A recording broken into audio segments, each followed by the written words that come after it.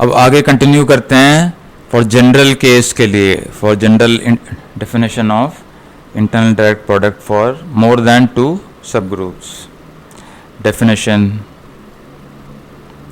Okay, internal direct product का definition that is H1 H2 and so on HN. Okay, मतलब अगर देख लो क्या है, G एक ग्रुप है, late G be a group and H1 H2 HN and H1 H2 dot dot dot HN be normal subgroups of G, be normal subgroups of G. Okay, that is HI, each HI is a normal subgroup of G up to 1 2 3 K N 1 2 3 N. हम कहते हैं G is the internal direct product. We say that G is the internal direct product. G is the, short में लिख रहा हूँ मैं, internal direct product of H1 H2 HN, H1 H2 dot dot HN and write it as, okay, and इसको हम लिखेंगे ऐसे, write it as G is equal to H1 into H2 into dot dot dot into HN. Okay, if the following two conditions are satisfied. एक,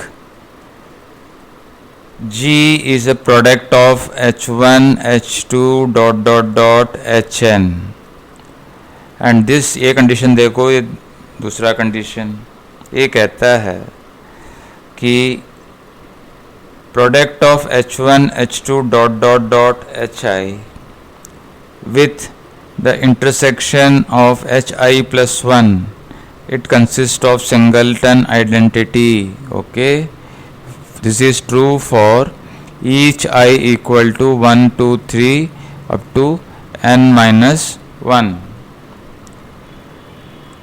ठीक है, ये जो condition, जो दूसरा कंडीशन है, उसका क्या फ़ायदा क्या है, इसको खोल के देखना चाहते हो उसको देख सकते हैं.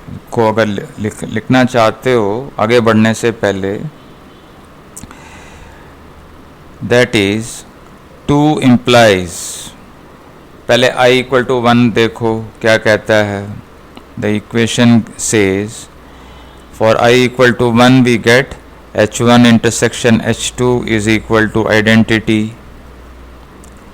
For I is equal to 2 you get the condition H1, देख लो यहाँ से, H1 H2 intersection H3 equal to identity. For I equal to 3 what do you get? We get the condition H1 H2 H3 is product intersection H4 consists of identity. इस तरीके से up to n-1 चलते जाओगे तो I equal to n-1 में you get the final one H1 H2 dot dot dot Hn-1 का intersection with Hn is consist of identity. ये condition हमें क्यों चाहिए? Why do you want this condition? That we will investigate it. I will tell you also why do we need it.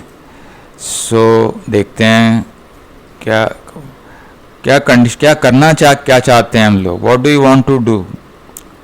Why do you require the condition? देखो हम लोग चाहते हैं कि अगर H1 H2 Hn का अगर एक्सटर्नल डायरेक्ट प्रोडक्ट निकालें तो जो ग्रुप हमें मिलेगा वही ग्रुप इंटरनल डायरेक्ट प्रोडक्ट से भी मिले. That is our aim is to show that The group formed by the internal direct product is isomorphic to the group formed by the external direct product. So एक compatibility हम चाहते हैं, okay. सो इसी के लिए हमें इंटरनल डायरेक्ट प्रोडक्ट को हम लोगों को लिए एक कंडीशन लगानी पड़ती है कि सारे एच आई नॉर्मल हो, और ये वाली जो पार्ट 2 कंडीशन जो ऊपर वाली कंडीशन है H1 H2 इंटरसेक्शन E, इसका कॉन्सिक्वेंस को देखने के लिए एक अलग लेमा फॉर्म में लिखते हैं. Okay, let us right, late us prove A lemma, late us prove lemma so that it will make it clear for you. इससे क्लियर हो जाएगा. If G is the internal direct product of H1 H2 dot dot dot into Hn in the above definition, then इससे हमें क्या मिलता है, what do we advantage get, हमें क्या मिलेगा. HIs are HI intersection HJ consists of singleton E whenever I is not equal to J. इसको कह सकते हैं, गैलियन इसको लिखता है कि HI and HJ are pairwise disjoint. वो लिखता है डिसजॉइंट एग्जैक्टली नहीं है, कॉमन एक आइडेंटिटी है. ओके, तो non so except identity disjoint है, बस इतना कह सकते हैं. एसेट्स तो ये कॉमन एलिमेंट तो है ही.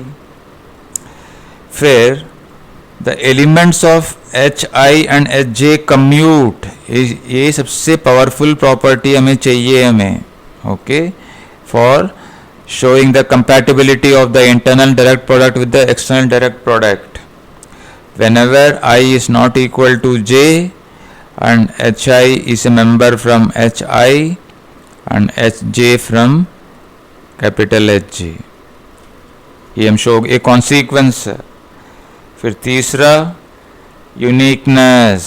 Okay, each G belonging to G can be uniquely, can be expressed uniquely as, can be expressed uniquely, can be expressed uniquely as product of H1 H2 dot dot dot Hn. Okay, where Hi belongs to Hi for I is equal to say 1 to up to n. इसका proof हम करते हैं पहले, उसके बाद ये theorem compatibility theorem prove करेंगे उसके बाद. Okay, let us prove the theorem. पहले हम क्या शो करना चाहते हैं. Okay, what do you want to show. H I intersection H J is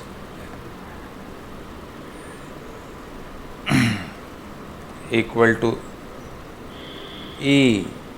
okay, H I intersection H J, दोनों में ई तो होना ही चाहिए. ओके, आइडेंटिटी तो हो नहीं सकता, मतलब एम्प्टी तो हो नहीं सकता, it must be identity. Okay, मैंने ऊपर क्या कंडीशन लिखा, हाँ, they must be common.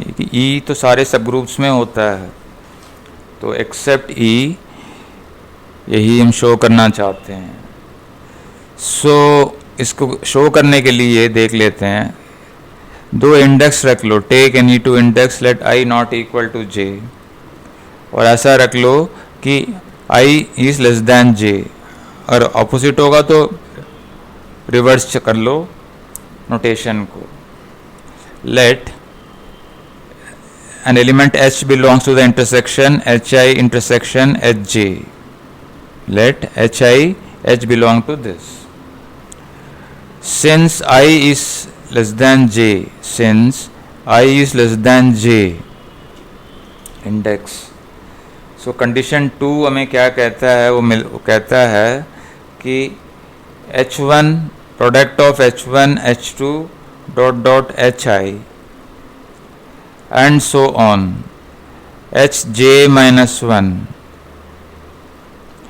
this intersection Hj consists of singleton E. 2 implies the condition 2 of the internal direct 3, okay, क्योंकि द इंटरनल डायरेक्ट प्रोडक्ट में जो कंडीशन, जो दूसरा कंडीशन है, सॉरी, ओके, इस second condition, okay, so this is condition number 2, okay, condition 2 implies this.